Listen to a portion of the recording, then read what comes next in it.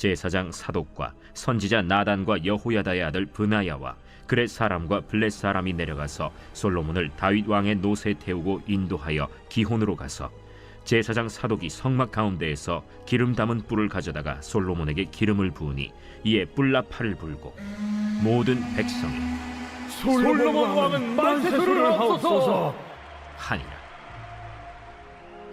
모든 백성이 그를 따라 올라와서 피리를 불며 크게 즐거워하므로 땅이 그들의 소리로 말미암아 갈라질 듯하니 아도니아와 그와 함께한 손님들이 먹기를 마칠 때에 다 들은지라. 요압이 뿔나팔 소리를 듣고 이르되 어찌하여 성읍 중에서 소리가 요란하냐? 말할 때 제사장 아비아달의 아들 요나단이 오는지라. 아도니아가 이르되 들어오라.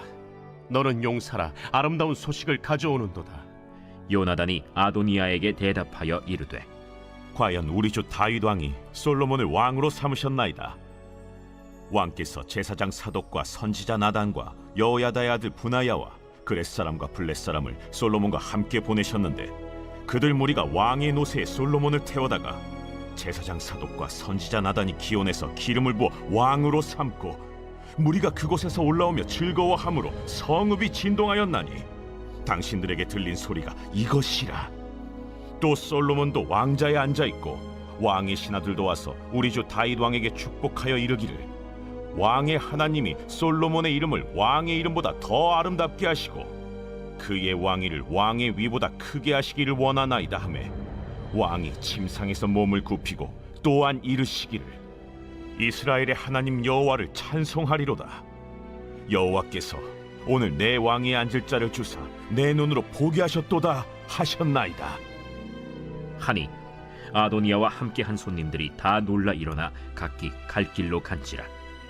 아도니아도 솔로몬을 두려워하여 일어나 가서 제단 뿔을 잡으니 어떤 사람이 솔로몬에게 말하여 이르되 아도니아가 솔로몬 왕을 두려워하여 지금 제단뿔을 잡고 말하기를 솔로몬 왕이 오늘 칼로 자기 종을 죽이지 않겠다고 내게 맹세하기를 원한다 하나이다.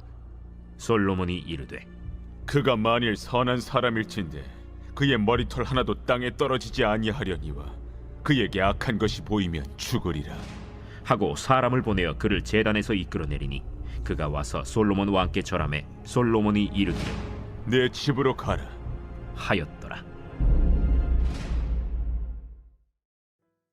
9월 4일 월요일 아침입니다. 오늘 묵상할 말씀은 이제 솔로몬이 다윗 왕을 이어 새 왕으로 즉위하는 공식적인 절차를 진행하는 장면입니다. 다윗의 명령에 따라 사독과 나단과 브나야가 솔로몬을 다윗의 노새에 태우고 기온으로 가서 솔로몬에게 기름을 부어 하나님이 솔로몬을 왕으로 선택하여 세우셨음을 증거하고 있습니다. 이어 39절 40절을 보면 모든 백성이 솔로몬 만세를 부르고 축하하며 크게 즐거워하는 장면이 나옵니다. 백성들의 환호가 얼마나 컸으면 그 소리로 땅이 갈라질 듯 했다고 했습니다. 그리고 모든 백성이 환호했다는 말은 솔로몬이 다윗 왕을 이어 왕이 되었다는 공적인 표현입니다.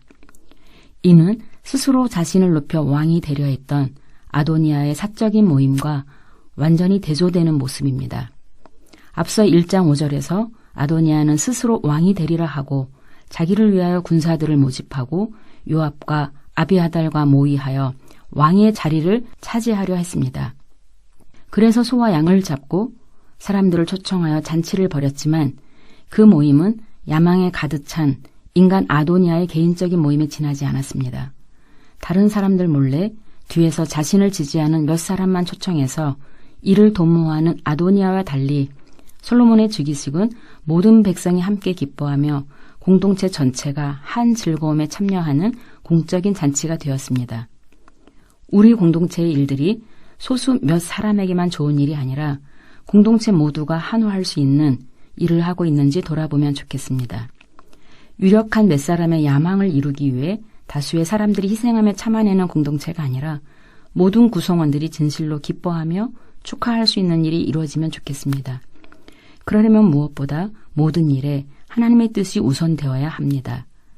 인간적인 생각이나 조건이 아니라 하나님이 원하시는 일이 무엇인지 말씀을 묵상하며 함께 깨닫고 실천해 갈 때 큰 즐거움과 축하가 그 공동체에 있습니다. 사실 인간적인 면으로만 보면 아도니아는 왕이 되기에 적합한 인물일 수 있습니다. 1장 6절에서 그는 압살롬처럼 용모가 심히 준수한 사람이었다고 밝혀줍니다.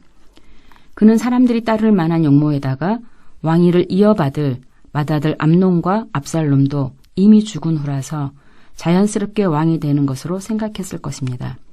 하지만 하나님의 뜻은 다윗 왕에서 나올 솔로몬을 통해 다윗 왕국을 영원히 굳게 해주시겠다고 하신 하나님의 약속이 있습니다.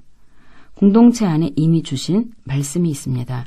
이 말씀의 빛 앞에서 우리가 걸어가야 할 방향을 잘 잡아야 합니다. 스스로 왕이 되겠다고 나서는 사람의 말도, 그 말에 박수치며 따라다니는 사람 수의 많고 적음도, 그럴듯하다는 이유들이 아무리 많이 있다 해도 하나님이 말씀하시지 않았으면 그리로 가지 말아야 합니다.